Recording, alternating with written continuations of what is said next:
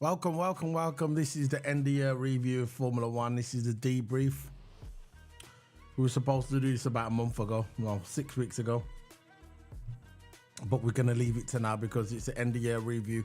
We usually on the debrief we talk about strategy, what other teams could have done better during the race, but we're not doing that today. What we're doing today, we're gonna reflect on the 2023 season, how the season was built up to be a good season and how it ended up being a complete and utter disaster of a season, a complete wipeout by Red Bull in the Drivers' Championship 1 and 2 and in the Constructors as well. Like an utter, complete wipeout.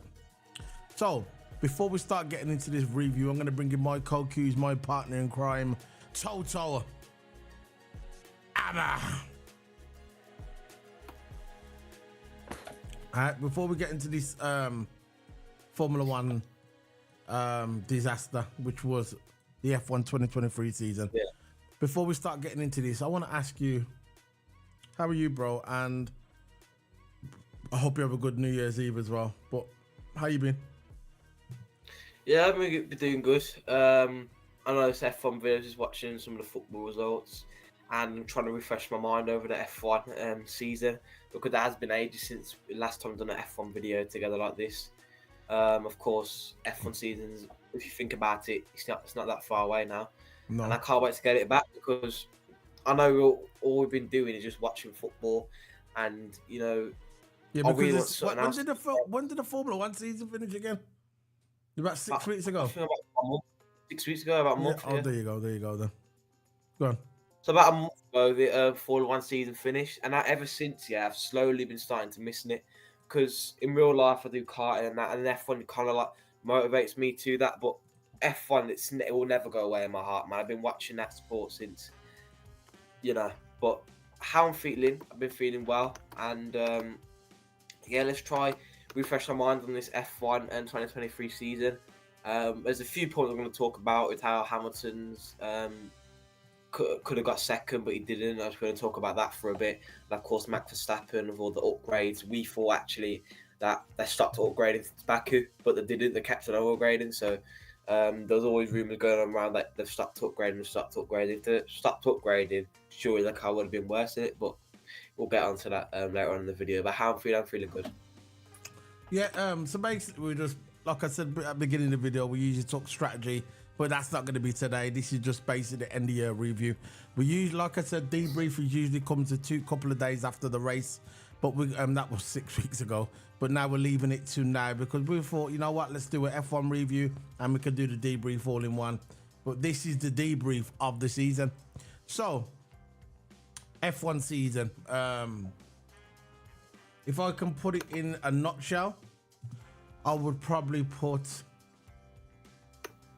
F1 really let the fans down as a whole. You're gonna just look at it now. Look, it started off in Baku. Well, it started off in Bahrain for round one. Which was complete and utter domination. It all started in March the 3rd. We had the practice. It was Max Verstappen won. Round 2, Checo won. So yeah, Red Bull continued. Round 3, Australia, Max Verstappen. Round 4, Azerbaijan. Again, Checo, and that was Red Bull again. Round 5, Max Verstappen. Round 6 never happened because it got cancelled because of the storm in Imola. Round 7, Max Verstappen. Round 8, Max Verstappen. Round 9, Max Verstappen. Round 10, Max Verstappen. Round 11, Max Verstappen. Round 12, Max Verstappen. Round 13, Max Verstappen. Round 14, Max Verstappen. Round 15, Max Verstappen. Round 16, Ferrari. That was Sainz. Round 17, Max Verstappen. Round 18, Max Verstappen. Round 19, Max Verstappen. Round 20, Max Verstappen. Round 21, Max Verstappen. Round 22, Max Verstappen. And round 23, Max Verstappen. So, unless you're a Max Verstappen fan, and even a Max Verstappen fan, you're looking at that season, and it was an utter domination by Red Bull. Not just because it's Max Verstappen in the car, it's the car. Predominantly, when you dominate like that, it's the car. I don't want to hear people coming out and telling me, oh, no, it's because of him. No, because if Norris was in that car, or Alonso was in that car, or you can see where I'm going, the majority of the paddock, they would do that as well. But because it's Max Verstappen, people are coming out and say, oh, it's Max Verstappen. When Lewis was dominating, they all said it's because of the car. Now Max is dominating, they're all saying it's because of Max Verstappen. And that's what they've been saying all year, all the haters on Formula 1. But we know how it is, how the media is. We know how it all goes, but it is what it is. Now, this season, to me, like I said, it was a complete wipeout. Yeah, it wasn't entertaining. I don't care how much they plugged it in Vegas. They said, oh, Las Vegas is going to be a great race. It's going to be F1's back in America. No, them races were all pre-booked 3 years ago. Let's see how your TV ratings are. Now, I know the TV ratings have dropped. The TV ratings have dropped since 2021, when you had one of the best seasons ever. The TV ratings and the interest on social media has dropped by millions. Millions. So, there's something you're doing wrong. We all know when it comes to Red Bull comes corruption. This season, we've had FIA sticking it again for Max Verstappen. Max Verstappen penalising people in the pits 4 races, didn't get a penalty. But you had the same drivers like Norris and some other drivers doing the same thing, getting penalised. But when Max Verstappen done it through the year, he didn't get penalised. I remember at Austin. I remember at Austin where in the white lines incident, where there were white lines. It was at like practice sessions where everybody was going over that white line, the last corner before the main straight on Austin. And just because Max Verstappen started to moan about it and started complaining to the FIA, they changed it just for him. Exactly. And I know all the other drivers moan about it, yeah. But if Max Verstappen didn't moan about it, it wouldn't have got changed, because the FIA didn't really seem to care about the white lines. That's what I'm saying, linked to the Red Bull corruption, right? Yeah. Then white lines, everyone was going over it. And soon Verstappen started to moan, that's when they started to change it. So they all evolved it around him. And of course, this is something to do with Red Bull as well. I think Red Bull, if a driver goes to Red Bull, they know if Max Verstappen's there, they're going to be the second driver. Because I remember at Azerbaijan, it was Perez won. At the beginning of the season, Perez, I thought was going to win the title. I thought we were going to be contention to win the title because Max Verstappen won the first 2 races, but then Perez won the race, and then he won the 4th race after he won the 3rd race and the 4th race. He won Baku, and I think he actually won. So at the beginning of the season, he won. Checo won Saudi Arabia, and he won Baku. And he won Baku, yeah. Yeah, he won Azerbaijan and Saudi Arabia. So that's what I'm saying. I think I did this on a podcast before. I said this on a podcast. Why don't Red Bull give Perez a chance? I don't think that's going to happen. Because if you think about it realistically, Red Bull is not going to give Perez a chance to beat their star boy, Max Verstappen. No. That's been giving them titles year after year. So that's never, ever going to happen. So when a driver actually goes to Red Bull, right, you know there's going to be corruption in the team. You know there's going to be favoritism in the team. Perez slipped out on the interview. Saying, look, Verstappen's. I'm just going to roughly say, I'm not going to say it word by word, but basically what he was saying is that they prioritise Verstappen more than me, more than Perez. So that's basically what he was trying to say. So I'm saying, look, Red Bull is just a corrupt team alone, right? The white line didn't sit at Austin. Since Verstappen moaned about it. The white line. Jesus Christ. They made the white line slightly bigger, so the drivers. Yeah, for him, exactly. So the drivers will have Max will have more of a chance of using more width for the track to benefit him of a faster time. Because of course, when you go into karting or whatever, when you race, you use the full width of the track to maximize your turn and in point. That's what Max was trying to do at Austin. Listen. You imagine if Lewis Hamilton wanted that white line extended. Imagine the uproar on the internet. Oh, look at them sticking up for Lewis here. You remember back in the day when Lewis was dominating, I was going, oh, look, they do everything for Lewis. But what is because Max Verstappen wants that white line extended, at the USA Grand Prix, Yeah, nobody says nothing about it. If anything, they load him up. It's just like, look, again, was it this year when Max Verstappen was having a go at Russell because Russell got in his way and then he called Russell a P word? And when Russell walked off, conveniently he said it when he walked off. He didn't say it to his face, but he conveniently said it. Max Verstappen conveniently said it when Russell was walking off, remember? So, and what happens when he uses his vile language on TV, the F1 commentators all season have been loading him up. Oh, you know, that's Simon Lazenbury loading him up. Oh, that's how Max is doing it. But if Lewis Hamilton said it, they'll say, oh, Lewis Hamilton shouldn't do that. Lewis Hamilton is a sir. He should represent his country. He should represent Mercedes. But because vile geek Max Verstappen says it, they load him up. They put him on a pedestal. This is what I've been saying all season. The great white hope. That's who Max Verstappen is for Formula One. The great white hope. Yeah. No. Enough of them. We're going to get into McLaren. McLaren, I thought for this season, if I could pick a team for the most informed team, apart from corruption Red Bull, it's got to be McLaren.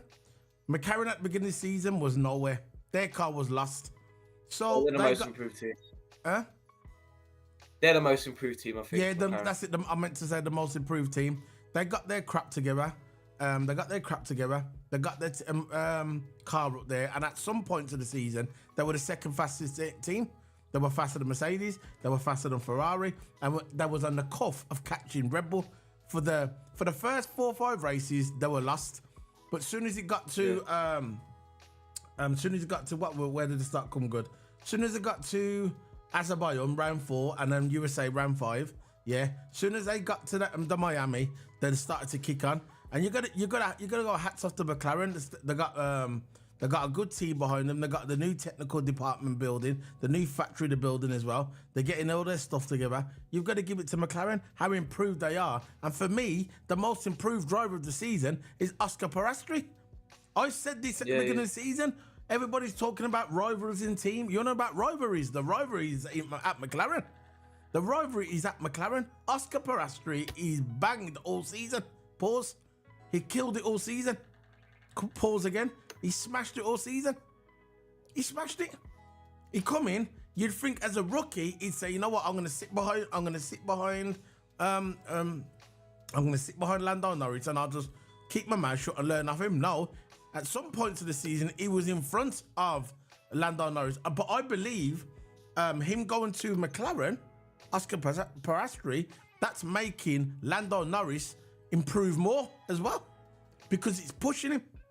Because when Daniel Ricciardo was in McLaren, he wasn't pushing Lando Norris, but Oscar Piastri is. And I predicted this before the season started. I goes, Oscar Piastri is a future world champion, and he's gonna make. This is the reason why that McLaren was fighting over him and paid over the odds at the time. But they must be thinking of Oscar Piastri now and thinking, you know what, he was worth the money. He must be worth the money. So what do you think of McLaren season, and what do you think of Oscar Piastri and the old McLaren, the way they've been informed since basically round 4? Yeah, so I think McLaren has core finish, 4th place, finish above Aston Martin. But I feel, look, McLaren, I think is going to be a really, really good team next season. They've got a good driver lineup. Yeah, they've got a good team principle, right? And I've always been a fan of McLaren every single season. It's like this season reminded me of the 2022 season. Remember the 2022 season, the beginning of the season, right? Yeah. They were absolutely nowhere. They're getting DNFs. They'll finish bottom 5. They're getting out in qualifying. But they didn't seem to give it to McLaren teams. So every time as the races go, it's what I don't doubt McLaren at the beginning of the season. They always start slow at the beginning of the season. But I think next season, where all the regulations change and all that, that's when they're going to benefit. I think that's when Mercedes are going to benefit as well. New concept. I think McLaren's going to adapt to these new regulations for McLaren. But how I think about McLaren's season, they had a really good season, finishes 4th. I thought they were going to finish above Ferrari, but of course Ferrari had some decent results up there. They had the odd race where they finished pole and they won the race. So Ferrari had some decent races there, and that's what caused Ferrari to finish above McLaren. But McLaren's season, it was a really, really good season for McLaren. Piastri, I think, was probably I think the best driver. If you get rid of Max out of it, Piastri was the best driver this season. No, I I don't would say care what Max is anybody the best says. driver the car was. So I'm not No, going to put him. Max were. That's what I'm saying. I'm not going to include Max as one of the best drivers. I think the most improved driver and the best driver, yeah, who's actually come from the As a bottom and rookie out as well, to as a rookie. exactly his first rookie season. Yeah. And Piastri's to Lando.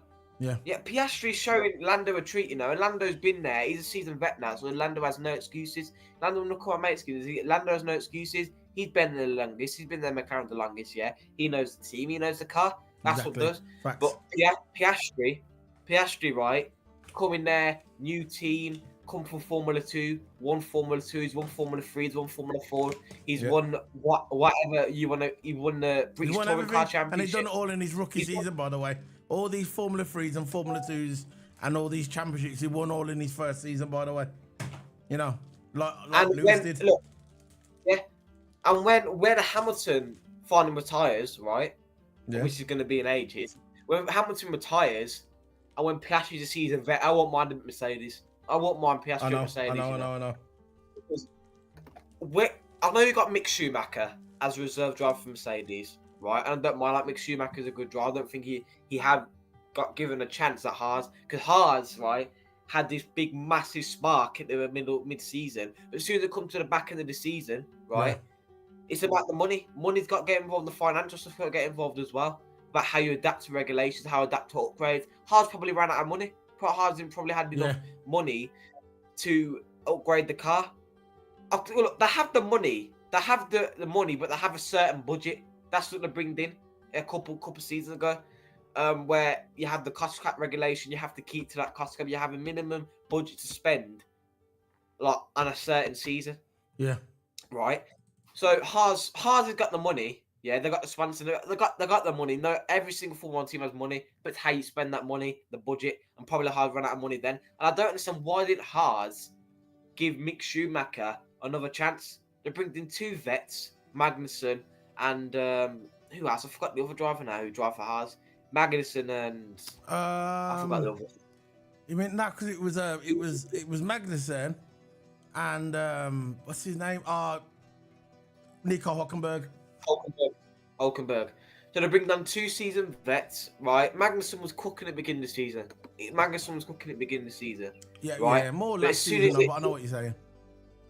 Yeah, but as soon as he reached mid-season, met Haas, the upgrades, it became same old Haas again, finishing bottom 5, barely can get out of Q1. No ambition. So I think it's not about the drivers, right? I think Haas has good driver lineups. It's about their cars.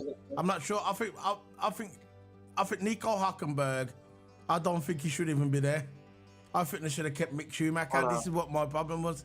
This is why everybody, I love good to show. Yeah, he's a joker. What, because he swears a couple of times in the Drive to Survive, which are all muted out anyway. Oh yeah, I can swear. That means I'm cool. Yeah, whatever, man. Whatever. You live in your F1 bubble. If you think that Gunther Steiner would see you in the street and shake your hand and be one of those cool guys, it ain't gonna happen.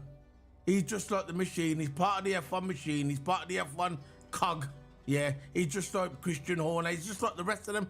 He ain't no difference. What, because he swears a couple of times, I'm cool, I'm Gunther Steiner, I swear. Yeah, whatever, bro. It's all for the cameras. And it's all to get his little sideshow that's supposed to be in the future as well. Supposed to get a little sideshow with the Gunther Steiner cashing in. So you put, if you think that Gunther Steiner is one of the guys, he ain't one of the guys. He's part of the machine. He's part of the machine. Go on. Sorry.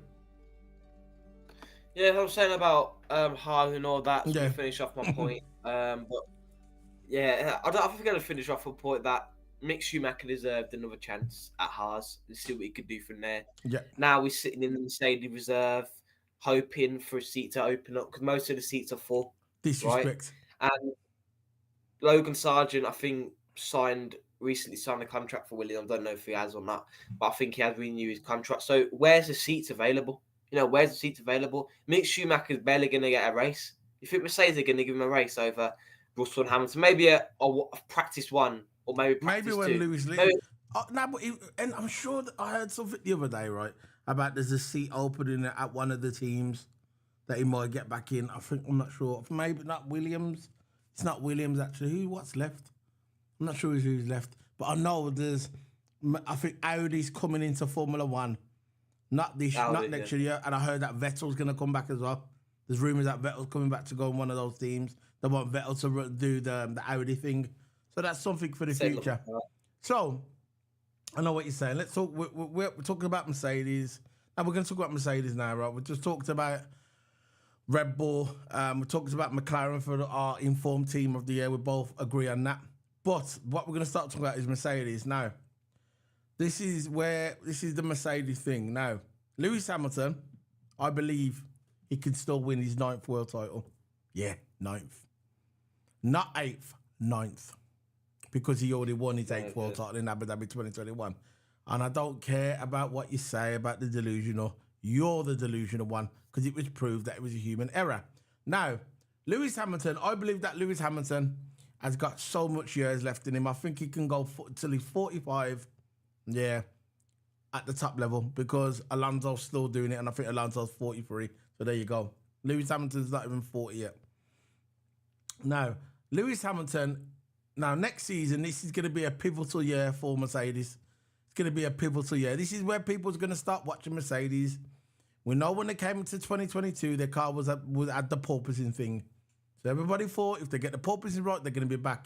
2023 started, that wasn't the case. The porpoising was gone, but the pace still wasn't there. You had cars faster than them. You had the Ferrari faster than them. You had points of the season. You had Aston Martin faster than them at the beginning of the season. They was up and down. And we had McLaren surpass them because that's what they did, McLaren, after the 4th race. So, this is a pivotal year for Mercedes when they come into 2024.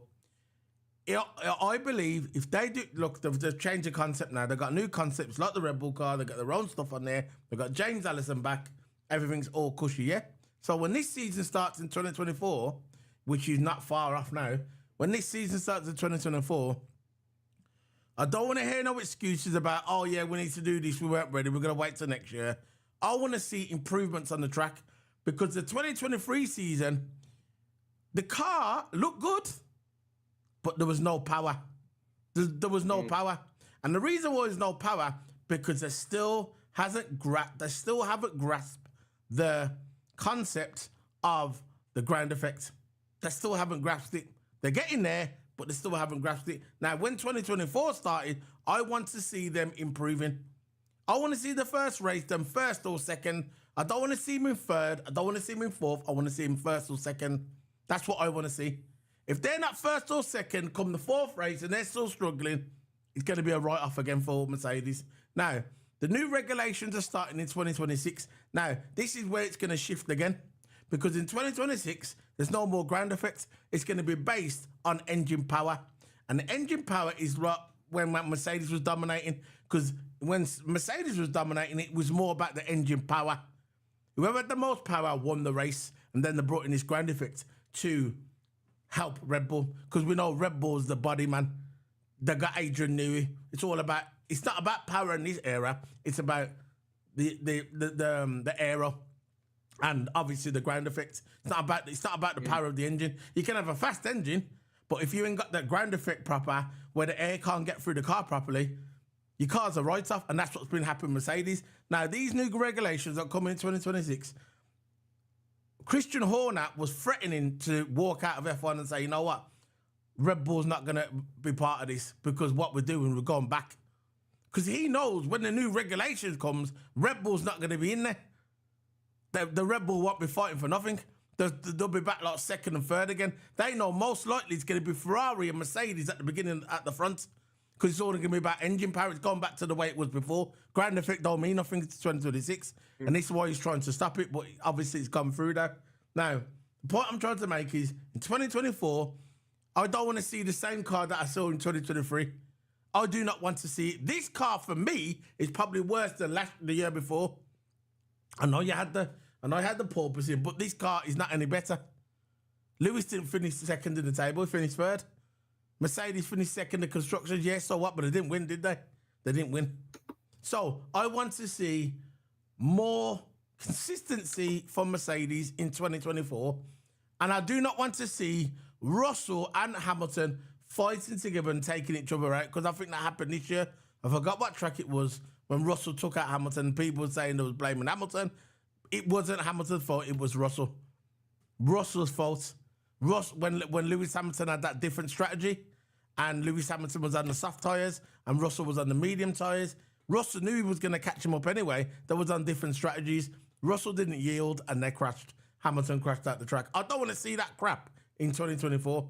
Handing Red Bull the points. So, as I see, 2023, it's been a horrible season for Mercedes, despite coming second in the constructors. And I just want them to do better next season. I know when 2026 happens, it's going to be back to Mercedes and Ferrari again, because it's all about engine power. No more ground effect in 2026. But we're not at 2026 yet. I want to see 2024. I want to see consistency from Mercedes and Ferrari. Not just Mercedes. I want to see it from Ferrari as well. I want to see consistency, and I want to see that the car's improved since last year. I don't want to hear that flipping national anthem every single week on my TV. The Austrian national anthem and the Dutch national anthem. I don't want to hear that every week on my TV. I don't want to hear it. That's what I'm saying. Go for it, Toto. We can wrap it up with this one with Mercedes and Ferrari. Go on. Yeah, I think the thing with Mercedes, right? You're frozen. How they lost out with second place. Am I frozen? You are frozen, yeah. You Is it leave and better come now? back? Is it better? Now you've completely Yeah, I'll frozen. come in. Come back. So, well, I'm going to continue this, right? What I'm trying to say is, yeah, I do not want to see, I want to see more competitive. People say, oh, yeah, it was competitive at the back. Nah. It's all right being competitive in second, third, and fourth. I want to see competitive at the front, not just Red Bull winning everything again. That's all I'm saying. I want to see a different team winning every week, not just Red Bull dominating the season, because they did. Specifically, Max Verstappen dominated because of the car. That's all I'm saying. So I'm going to hand it back to Toto Hammer. He's looking good now on the screen. I'm going to hand it to Toto Hammer, and we're going to wrap it up. We're going to wrap up the video in a minute, and we're going to talk about. You're going to talk about Mercedes and Ferrari, and I'll leave you to Toto Hammer while I sort this next thumbnail for my next video. Go. I think the reason why Mercedes lost out on that top 3 position for constructors, missed out on that second place, I think it's because that Mercedes just didn't really prioritise their drivers enough. I don't think they did. I think that's the only mistake. Mercedes did relatively all right this season. I hope I don't see this car again. You know, the car, up and down car, really inconsistent. I haven't really seen. This is probably one of the worst Mercedes cars, right? I think 2022 was worse. 2023 was slightly improved, but I think Mercedes to start realising who's the first and who's the second driver, right? Is Russell the first driver? Is Hamilton the second driver? Hamilton the first driver? Hamilton no second driver. So Hamilton needs to get prioritised like a first driver. I know Russell, look, credit to Russell, right? If I was in that position, yeah, and there was equal status, I would probably make my own decisions.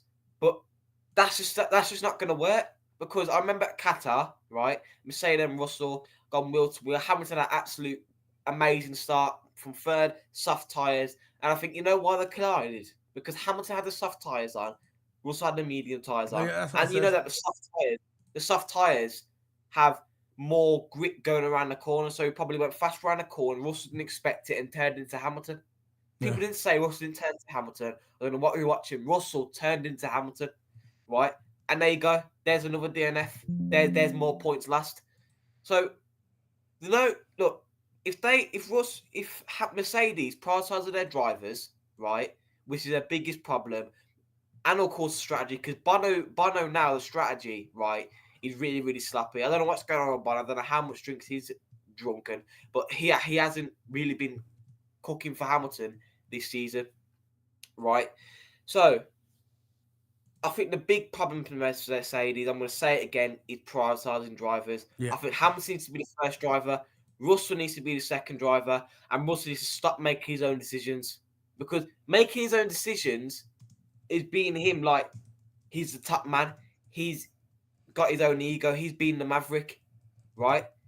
He's supposed to be a team player in this game, like Perez and Verstappen. As soon as Verstappen wins the first race, right, they prioritise Verstappen over Perez straight away, even before the season starts. They're going to prioritise Verstappen over Perez. I think that's why Red Bull bags more points than Mercedes does, because they prioritise Obviously, the and they've drivers. got an Verstappen, illegal car. yeah, of course they got the legal car as well, right? Illegal, yeah. And you got to put that into account. But the drivers as well. Verstappen's the first driver, Perez second driver. If Perez is having a bad race and he's slow, he'll move over for Perez, move over for Verstappen, and Verstappen will go on to win the race. And that's how they work. Smooth flow. And it's not just about private time driving for Mercedes, it's about their pit times. Their pit times are no longer good. They're No. getting 3 seconds, 2.9 seconds, 3.5 seconds. I think the top pit time they had this season probably 2.3 seconds, maybe like that. But you got McLaren, right? Their pit stops have improved a lot. Remember Red Bulls or King pit stops was getting the most times. They were the ones who were getting the less time in the pit stop in the pits, right? But now there's McLaren coming up, getting 1.9 seconds, getting 1.8 seconds, 2.5 seconds, 2.4 seconds. They're the pit stop Mercedes needs to utilize in their races, because pit stops are important. Of course. They are important. Yeah. Undercuts, overcuts. Are they going to overtake in the pit lane? Are they going to overtake when they're out on track?